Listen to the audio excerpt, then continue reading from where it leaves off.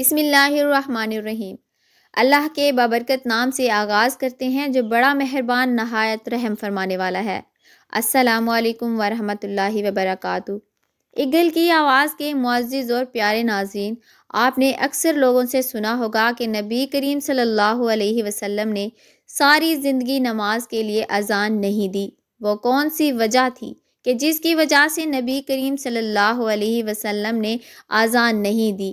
کیا یہ حقیقت ہے یا واقعی نبی پاک صلی اللہ علیہ وسلم نے اذان نہیں دی؟ اس بات میں کتنی صداقت ہے؟ آج کی اس ویڈیو میں ہم آپ کو تفصیل سے ساری باتیں بتائیں گے، لیکن اس سے پہلے کچھ احادیث اذان کی فضیلت کے بارے میں سماعت فرمائیے۔ حضرت ابو ہریرہ رضی اللہ عنہ سے روایت ہے کہ رسول صلی اللہ علیہ وسلم نے ارشاد فرمایا، مؤذن کے گناہ وہاں تک معاف کر دیے جاتے ہیں جہاں تک اس کی آواز پہنچتی ہے، یعنی اتنی مسافت تک کی جگہ سے گناہ مٹا دیے جاتے ہیں۔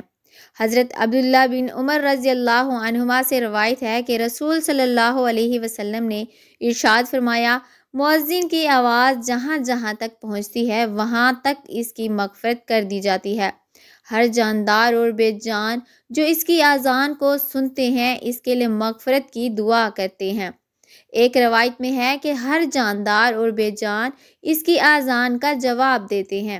حضرت ابو سعصع رضی اللہ عنہ فرماتے ہیں کہ حضرت ابو سعید رضی اللہ عنہ نے مجھ سے فرمایا، جب تم جنگلات میں ہوا کرو تو بلند آواز سے اذان دیا کرو، کیونکہ میں نے رسول صلی اللہ علیہ وسلم کو یہ ارشاد فرماتے ہوئے سنا، مؤذن کی آواز کو جو درخت، مٹی کے ڈھیلے پتھر، جن اور انسان سنتے ہیں وہ سب قیامت کے دن مؤذن کے لیے گواہی دیں گے۔ ابن خزیمہ حضرت براء بن عازب رضی اللہ عنہما سے روایت ہے کہ رسول صلی اللہ علیہ وسلم نے ارشاد فرمایا، بلا شبہ اللہ تعالیٰ اگلی صف والوں پر رحمت بھیجتے ہیں، فرشتے ان کے لیے دعائے رحمت کرتے ہیں اور مؤذن کے اتنے ہی زیادہ گناہ معاف کیے جاتے ہیں جتنی حد تک وہ اپنی آواز بلند کرے۔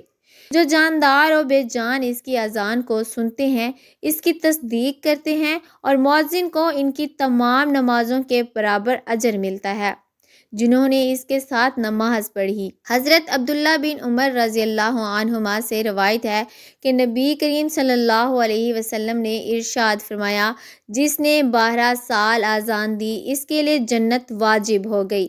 اس کے لیے ہر اذان کے بدلے میں 60 نیکیاں لکھی جاتی ہیں اور ہر اقامت کے بدلے میں 30 نیکیاں لکھی جاتی ہیں۔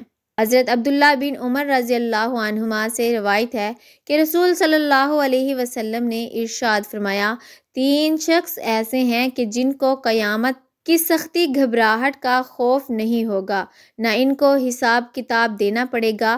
جب تک مخلوق اپنے حساب کتاب سے فارغ ہو وہ مشک کے ٹھیلوں پر تفریح کریں گے۔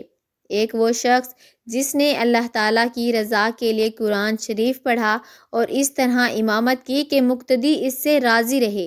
دوسرا وہ شخص جو اللہ تعالیٰ کی رضا کے لیے لوگوں کو نماز کے لیے بلاتا ہو۔ تیسرا وہ شخص جو اپنے رب سے بھی اچھا معاملہ رکھے اور اپنے ماتحتوں سے بھی اچھا معاملہ رکھے۔ حضرت جابر رضی اللہ عنہ فرماتے ہیں کہ میں نے رسول صلی اللہ علیہ وسلم کو یہ ارشاد فرماتے ہوئے سنا، شیطان جب نماز کے لیے اذان سنتا ہے تو مقام روحہ تک دور چلا جاتا ہے۔ حضرت سلیمان رضی اللہ عنہ کہتے ہیں کہ میں نے حضرت جابر رضی اللہ عنہ سے مقام روحہ کے بارے میں پوچھا تو انہوں نے فرمایا کہ یہ مدینہ سے 36 میل دور ہے۔ حضرت ابو ہریرہ رضی اللہ عنہ سے روایت ہے کہ نبی کریم صلی اللہ علیہ وسلم نے ارشاد فرمایا، جب نماز کے لیے اذان دی جاتی ہے تو شیطان باآواز ہوا خارج کرتا ہوا پیٹھ پھیر کر بھاگ جاتا ہے تاکہ اذان نہ سنے، پھر جب اذان ختم ہو جاتی ہے تو وہ واپس آ جاتا ہے، جب اقامت کہی جاتی ہے تو پھر بھاگ جاتا ہے اور اقامت پوری ہونے کے بعد پھر واپس آ جاتا ہے تاکہ نمازی کے دل میں وسوسہ ڈالے۔ چنانچہ نمازی سے کہتا ہے، یہ بات یاد کر اور یہ بات یاد کر، ایسی ایسی باتیں یاد دلاتا ہے جو باتیں نمازی کو نماز سے پہلے یاد نہ تھیں، یہاں تک کہ نمازی کو یہ بھی خیال نہیں رہتا کتنی رکعتیں ہوئی ہیں۔ حضرت ابو ہریرہ رضی اللہ تعالی عنہ روایت کرتے ہیں کہ رسول صلی اللہ علیہ وسلم نے ارشاد فرمایا، اگر لوگوں کو اذان اور پہلی صف کا ثواب معلوم ہو جاتا اور انہیں اذان اور پہلی صف قرآن اندازی کیے بغیر حاصل نہ ہوتی تو وہ ضرور قرآن اندازی کرتے۔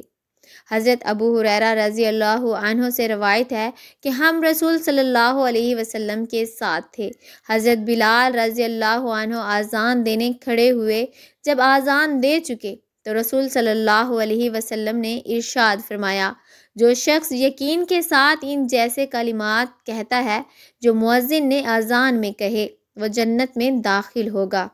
حضرت عبداللہ بن عمر رضی اللہ عنہما فرماتے ہیں کہ ایک شخص نے عرض کیا، یا رسول اللہ صلی اللہ علیہ وسلم، اذان کہنے والے ہم سے اجر و ثواب میں بڑھے ہوئے ہیں، کیا کوئی ایسا عمل ہے کہ ہم بھی اذان دینے والی فضیلت میں مل جائیں؟ رسول صلی اللہ علیہ وسلم نے ارشاد فرمایا، وہی کلمات کہا کرو جو مؤذن کہتے ہیں۔ تم اذان کا جواب دے چکو تو پھر جب دعا مانگو، جو مانگو گے وہ دیا جائے گا۔ معزز ناظرین، آخر میں ہم آپ کو بتاتے چلیں کہ آیا واقعی نبی کریم صلی اللہ علیہ وسلم نے ساری زندگی اذان نہیں دی؟ اس کی کیا وجہ ہے؟ آئیے سماعت فرمائیں۔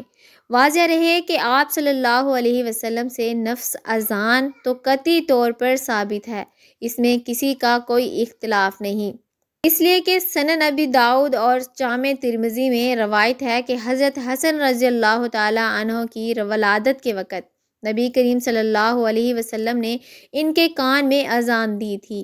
باقی آپ صلی اللہ علیہ وسلم سے نماز کے لیے اذان دینا ثابت ہے یا نہیں، اس بارے میں شروع ہی سے ائمہ محدثین اختلاف چلا آ رہا ہے۔ ائمہ محدثین کے اس بارے میں دو رائے ہیں۔ امام محی الدین نووی اور علامہ جلال الدین سیوطی رحمہ اللہ وغیرہ ہما کا موقف ہے کہ نبی کریم صلی اللہ علیہ وسلم سے اپنی حیات طیبہ میں دوران سفر نماز کے لیے ایک مرتبہ اذان دینا ثابت ہے۔ ان حضرات کا استدلال و ماخذ جامع ترمذی میں حضرت یعلی بن مرۃ الثقفی کی روایت ہے۔ علامہ ابن حجر العسقلانی، علامہ زرقانی، امام دار القطنی اور اسی طرح علامہ سہیل رحمۃ اللہ علیہم، یہ حضرات ترک مباشرۃ الاذان یعنی نبی کریم صلی اللہ علیہ وسلم سے نماز کے لیے اذان کے ثابت نہ ہونے کے قائل ہیں۔ ان حضرات کا کہنا ہے یہ کہ ترک مباشرۃ الاذان کا مسئلہ نبی کریم صلی اللہ علیہ وسلم کے خصائص میں سے ہے، لہٰذا اب یہ اشکال کہ یہ بات ناممکن ہے کہ نبی کریم صلی اللہ علیہ وسلم نے ایک کام کرنے کا حکم فرمایا ہو اور خود ایک مرتبہ بھی اس پر عمل کر کے نہ دکھایا ہو، باقی نہیں رہتا۔ خلاصہ یہ ہے کہ نو مولود بچے کے کان میں اذان دینا نبی کریم صلی اللہ علیہ وسلم سے قطعی طور پر ثابت ہے، باقی نبی کریم صلی اللہ علیہ وسلم سے نماز کے لیے اذان دینے کے بارے میں محدثین کے مابین اختلاف ہے۔ نیز الامام المحدث الفقیہ و مولانا محمد عبد الحی لکھنوی رحمۃ اللہ علیہ نے اپنے ایک رسالہ بنام خیر الخبر فی اذان خیر البشر میں ائمہ محدثین کے درمیان اختلاف ذکر کر کے بعد تحریر فرمایا کہ ابھی تک اس بارے میں کسی نے کوئی حتمی رائے قائم نہیں کی، لہٰذا ہمیں بھی اس بارے میں توقف ہی اختیار کرنا چاہیے۔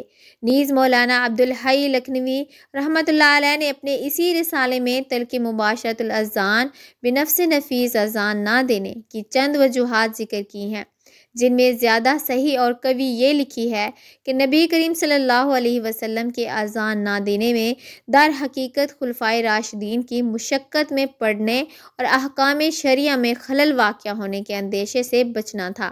وہ اس طرح کہ نبی کریم صلی اللہ علیہ وسلم جب بھی کوئی کام شروع فرماتے تو پھر اس پر مواظبت اور مداومت اختیار فرماتے، جبکہ منصب رسالت اور احکام شرعیہ مثلاً کفار سے قتال، لوگوں کے درمیان فیصلے وغیرہ جیسی بڑی ذمہ داری انجام دینی تھی جو اذان سے زیادہ اہم اور ضروری تھی۔ اگر نبی کریم صلی اللہ علیہ وسلم اذان دیتے اور اس پر مواظبت فرماتے تو اس طرح نبی کریم صلی اللہ علیہ وسلم کی اتباع میں خلفائے راشدین کو بھی مواظبت کرنی پڑتی، جس کی بنا پر دوسرے اہم امور میں خلل واقع ہونے کا اندیشہ تھا، اس لیے آپ صلی اللہ علیہ وسلم نے اذان نہیں دی۔ واللہ عالم۔ اللہ تعالی ہم سب کو صراط مستقیم پر چلنے کی توفیق عطا فرمائے۔ امید کرتے ہیں اس ویڈیو سے آپ کو بہت فائدہ ملا ہوگا۔ اس ویڈیو کو لائک اور شیئر کر دیجیے گا، اور اگر ابھی تک آپ نے ہمارے اسلامی اور اصلاحی چینل ایگل کی آواز کو سبسکرائب نہیں کیا تو سبسکرائب کر لیں۔ جزاک اللہ خیرن دعا ہے آپ جہاں رہیں خوش رہیں، اللہ تعالی ہم سب کا حامی و ناصر ہو۔ ملتے ہیں انشاءاللہ نیکسٹ ویڈیو میں۔ السلام علیکم۔